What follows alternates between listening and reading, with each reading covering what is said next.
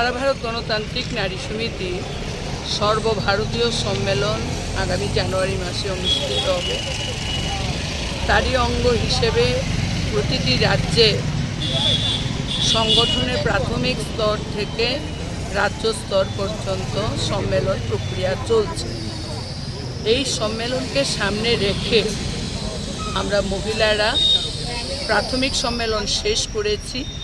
রাজ্যে 1468টা প্রাথমিক কমিটির সম্মেলন প্রায় শেষের পথে, এবং এই প্রক্রিয়ার পরই আমরা অঞ্চল সম্মেলন করেছি।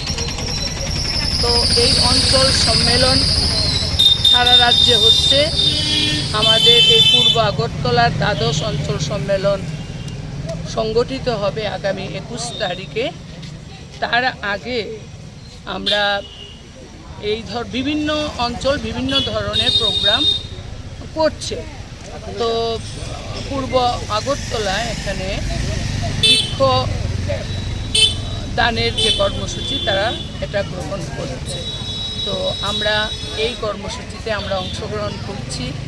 সাধারণ মানুষকে আমরা গাছ দিচ্ছি, কারণ গাছের বড়ই অভাব। আমরা দেখেছি আমাদের আগরতলা শহরে বিভিন্ন দিকে আগে প্রচুর গাছ আমরা দেখতাম, বিভিন্ন অনুষ্ঠানে গাছ রোপণ করা হতো, কিন্তু সম্প্রতি দেখছি বিভিন্ন জায়গায় গাছ সেখানে কেটে নিচ্ছে।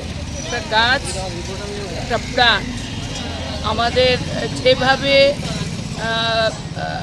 জলবায়ু দূষিত হচ্ছে, বন্যা, ভূমিকম্প ইত্যাদি যেভাবে বাড়ছে, সেই জায়গায় যদি একটা গাছ থাকে প্রাকৃতিক বিপর্যয় রোধে একটা হাতিয়ার হতে পারে। তো তাকে মাথায় রেখেই আমরা এই কর্মসূচি হাতে নিই।